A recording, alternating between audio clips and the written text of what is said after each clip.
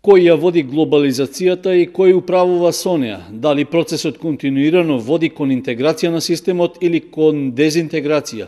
Дали процесот на глобализација го зголемува бројот на воени конфликти и на терористички напади?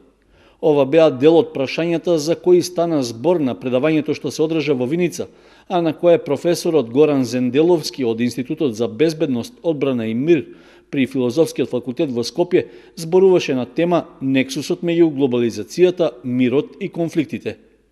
Паралелно светот како се глобализира, истовремено ќе се регионализира и истовремено ќе се фрагментира, односно дезинтегрира.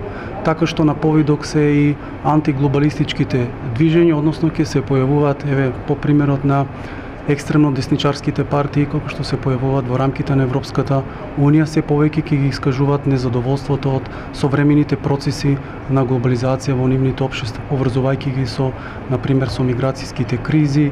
На предавањето стана збори за тоа во кој правец оди Македонија со влезот во НАТО, со оглед што од 36 земји минатата година таа е рангирана на 35-тото место на листата на мирот. Македонија се уште оди во правец кон глобализираните држави во светот, односно се интегрираме со државите кои го промовираат неолибералниот западен концепт. НАТО секогаш има различен пристап кон различна земја. Морам да посочам дека интересот секогаш на НАТО е кон државите кои што излегуваат на море, а сосема поинаков пристап има НАТО кон државите кои не излегуваат на море. Од тука сметам дека ќе има секако економски бенефити во првите неколку години од членството во НАТО алијансата. Организатор на предавањето беше Ротари клубот Кочани Виница. Во соработка со доктор Гоце Георгиев од општина Виница, во март е закажано уште едно предавање на слична тема.